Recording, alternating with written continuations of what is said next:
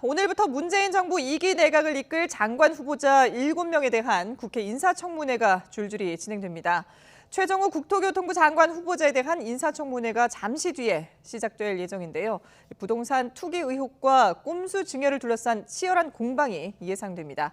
국회 연결해 보겠습니다. 우철희 기자. 네, 국회입니다. 예.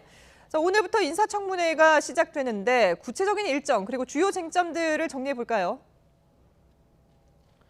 네, 오늘부터 사흘 동안 문재인 정부 2기 내각을 이끌 장관 후보자 7명에 대한 국회 인사청문회가 진행이 됩니다.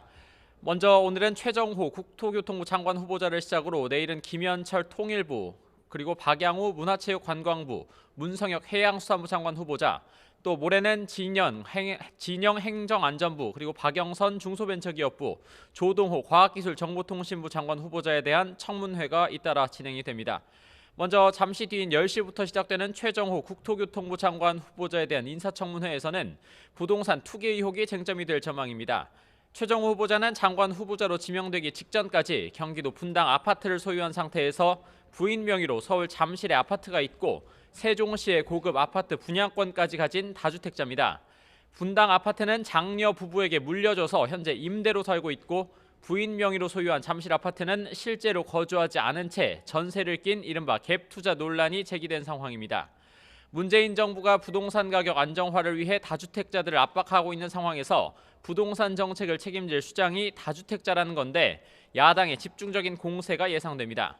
이와 함께 이번 청문회 기간 가장 뜨거운 무대는 내일로 예정된 김현철 통일부 장관 후보자 청문회가 될 것으로 보입니다.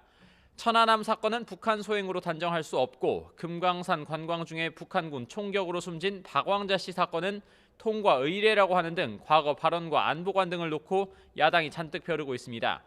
여기에 아파트 다운 계약서 의혹과 미국에 유학 중인 두 딸에게 거액을 송금한 것과 관련해서도 질의가 이어질 전망입니다. 또 현역 의원 신분인 진영 행안부 장관 후보자의 경우 용산 참사 인근 토지에 투자해서 20억 원대 시세 차익을 챙긴 것으로 드러나 논란이 일고 있고 박영선 중기부 장관 후보자는 다주택 논란이 일고 있어서 이른바 현역 불패가 이어질지도 관심입니다. 이런 가운데 여당에서는 문재인 정부 2기를 이끌 적임자라고 결코 물러서지 않겠다는 뜻을 나타내고 있는 만큼 청문회 내내 그리고 청문 경과 보고서 채택을 둘러싸고 진통이 예상됩니다. 지금까지 국회에서 YTN 우철입니다.